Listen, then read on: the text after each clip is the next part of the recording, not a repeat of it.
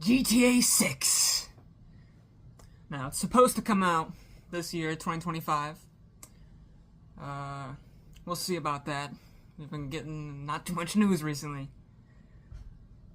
But we do have a little bit of news. Borderlands 4, we got a release date for that. Why does that matter?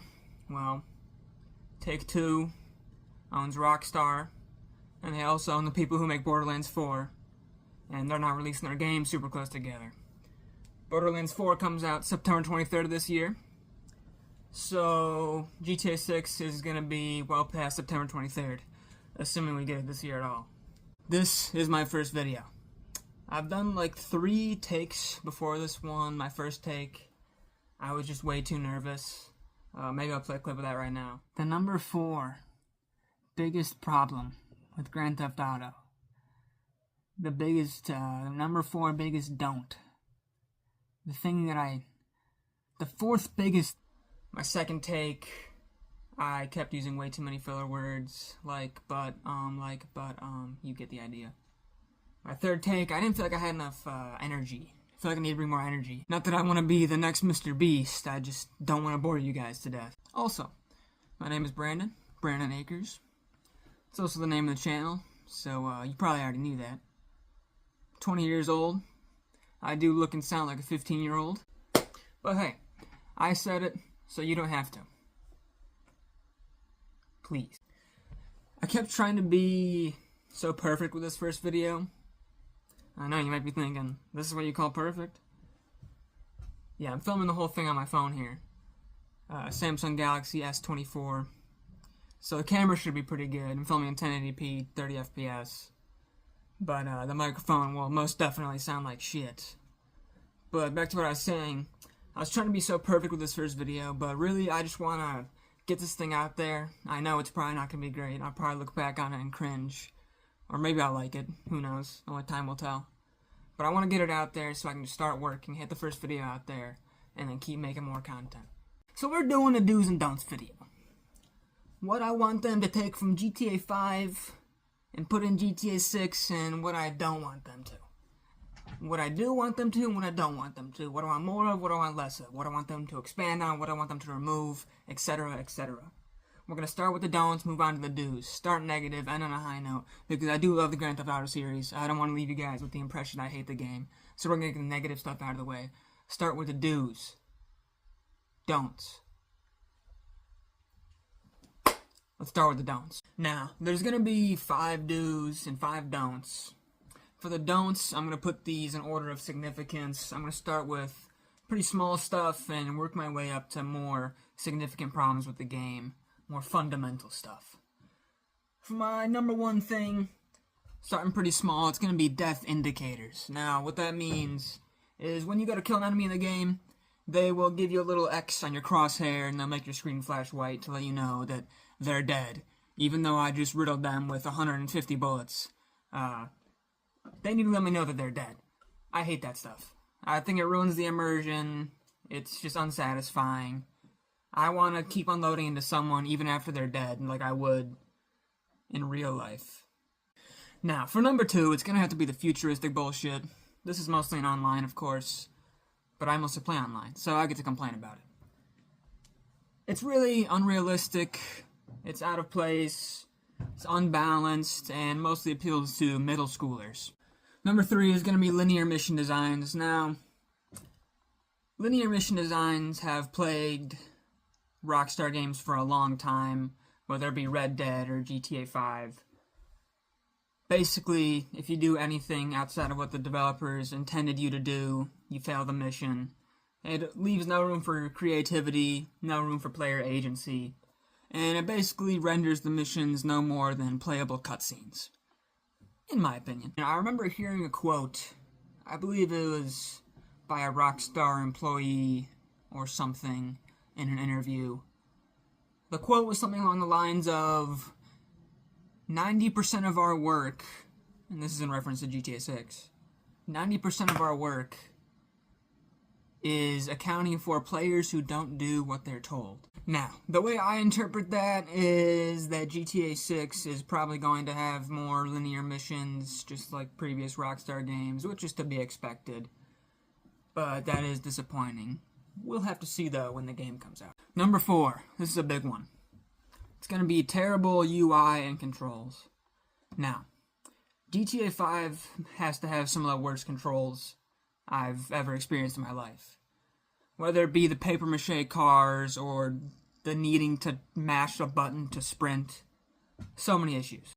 But first, I want to talk about the dichotomy between the on-foot movement and the vehicle movement. When you're on foot, you have this slow, sluggish character. They have this undying devotion to making it feel like your character has weight and is heavy and has a real presence.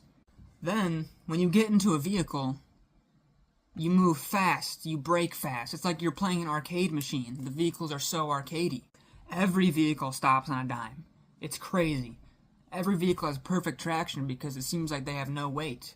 When they fly through the air, they fly like planes. You can take turns going 100 miles an hour and also brake from going 100 miles an hour to 0 in 10 feet. It's crazy. It's like you're playing an arcade machine. Then you get back out of the car, and it's like you're playing some weird simulation game. It's nighttime now. Had to go to work part-time. I was training a guy today. He's pretty cool. He's going to join the Navy. But that's besides the point. I believe I was talking about terrible controls and UI. A couple more things.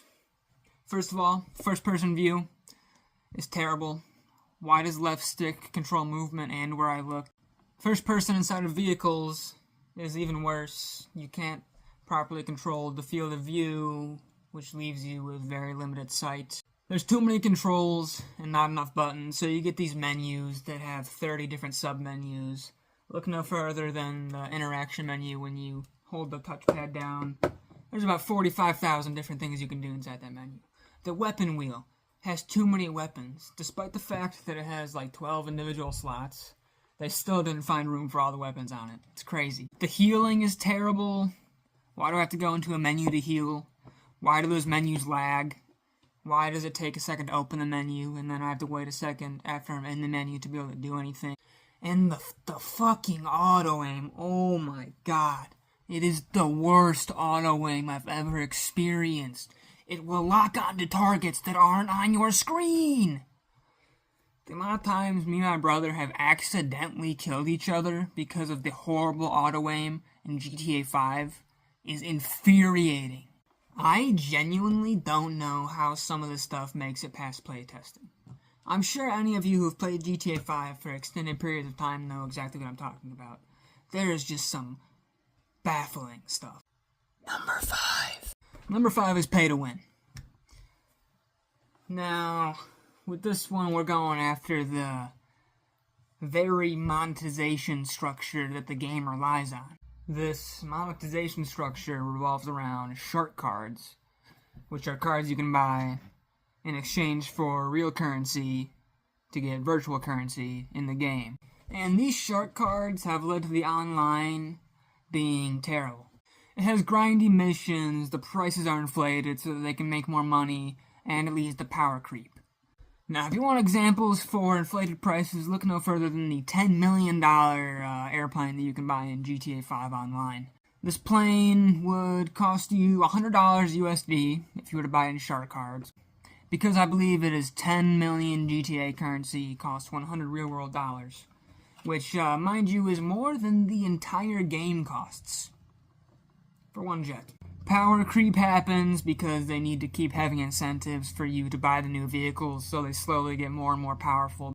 Because if you already have the previously most powerful vehicle, then they're going to need to introduce a new most powerful vehicle to get you to spend more money in shark cards. The grindy missions are terrible. Personally, I do the motorcycle club, so I'm selling drugs in GTA 5 online. And for those missions, they put you in purposely slow vehicles and make you drive purposely long distances, so that you are incentivized to buy shark cards. And if you're playing in a public lobby, that gives more time for other players to blow you up and make you lose all your money that you're going to make from that mission. Yeah, pay to win is just not what I want to see from one of the biggest video game developers. I don't want them to be setting the standard for the rest of the developers, that pay to win is how you make a bunch of money from your games. No, that's terrible. But those are the don'ts. I don't know if we'll see any of those changes in GTA 6. I doubt it, especially the pay to win thing. I'm expecting shark cards in the next game. Believe you me. It is tomorrow. Had to go to bed, had to work early this morning. Just ate a nice burger. Tasted amazing. We're moving on to the do's. Now, there's going to be 5 do's, like I said before, but unlike the don'ts, these aren't going to be in any particular order.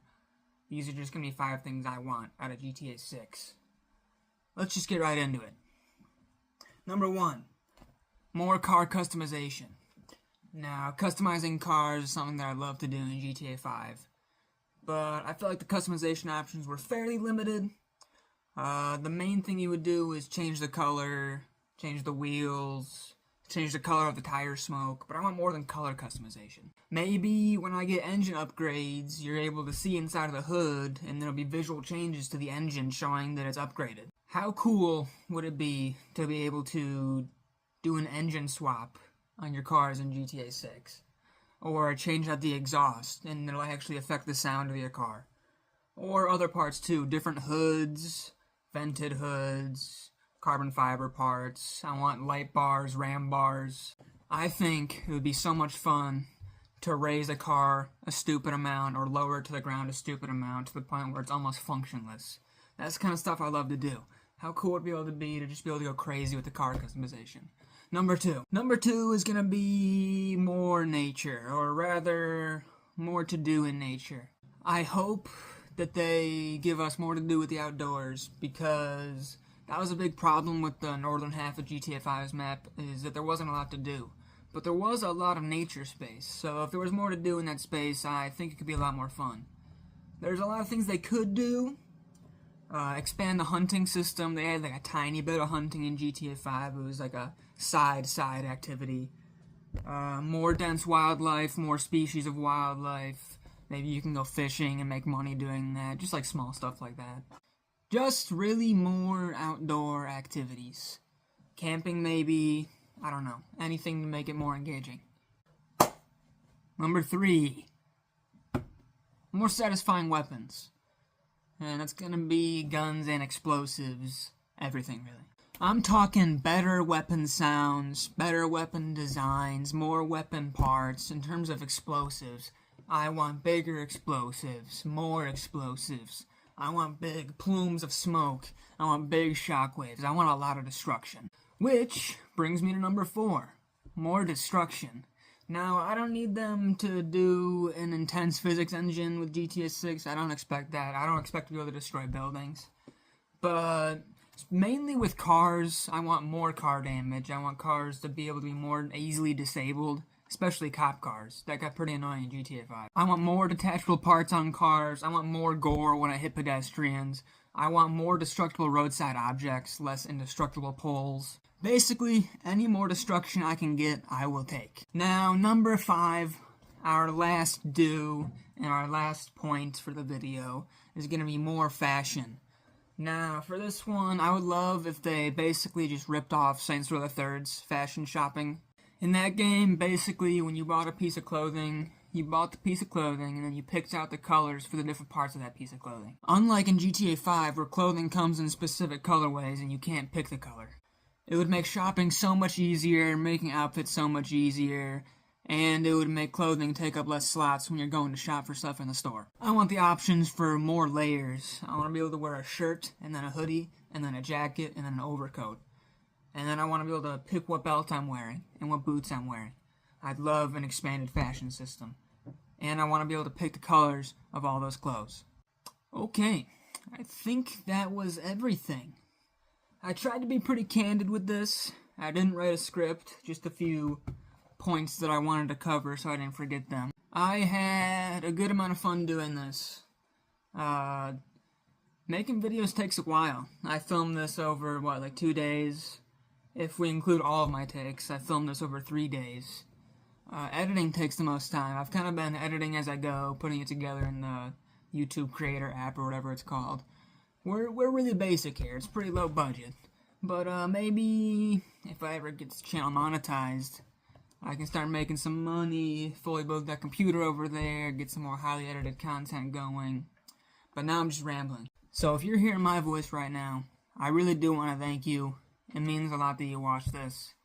I think I'm done talking now. Goodbye. Not to mention it's unbalanced. Let's talk about balancing a little bit here. So, Jesus Christ.